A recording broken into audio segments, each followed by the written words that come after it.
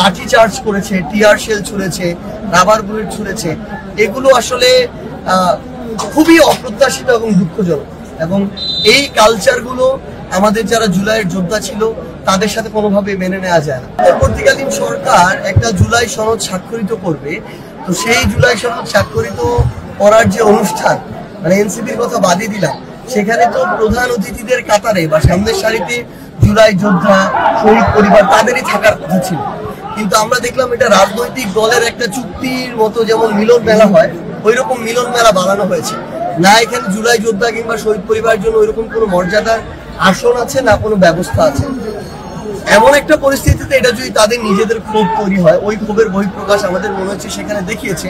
কিন্তু এটাকেও অন্তর্বর্তীকালীন সরকার প্রশাসনের মাধ্যমে হোক বলেন আর নিজেরাই বলেন অন্যভাবে ডিল করতে পারত। কিন্তু তারা যেভাবে সেখানে লাঠি চার্জ করেছে, টিয়ার শেল ছুঁড়েছে, রাবার বুলেট ছুঁড়েছে, এগুলো আসলে খুবই অপ্রত্যাশিত এবং দুঃখজনক। এবং এই কালচারগুলো আমাদের যারা জুলাইয়ের যোদ্ধা ছিল তাদের সাথে কোনোভাবে মেনে নেওয়া যায় না। তো এর জবাব কিভাবে অন্তর্বর্তীকালীন সরকার দিবে এবং এই দায় কিভাবে তারা নিবে, এই প্রশ্নের উত্তর তাদের থেকে নেওয়া উচিত। আর এই যারা উপদেষ্টা রয়েছে, যারা যে ভিত্তির উপর দাঁড়িয়ে দায়িত্ব গ্রহণ করেছে, এখন আপনারা কি মনে করছেন যে তারা সেই জায়গা থেকে সরে গেছে কি?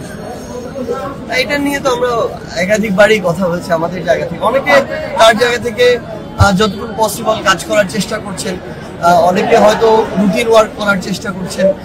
তো সার্বিকভাবে যতটুকু প্রত্যাশা ছিল ততটুকু হচ্ছে না বলেই তো আজকে জুলাই সনদে সকল রাজনৈতিক দল স্বাক্ষর করতে যায়নি।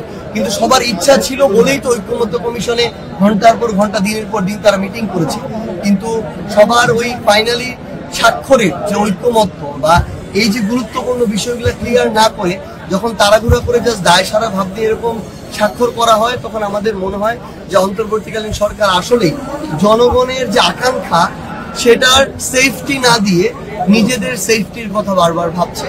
এবং কিভাবে এই দায় সারা ভাবে এটাকে পার করা যায়, নির্বাচনের দিনটাতে যাওয়া যায়, তারা সেটা নিয়ে চিন্তিত।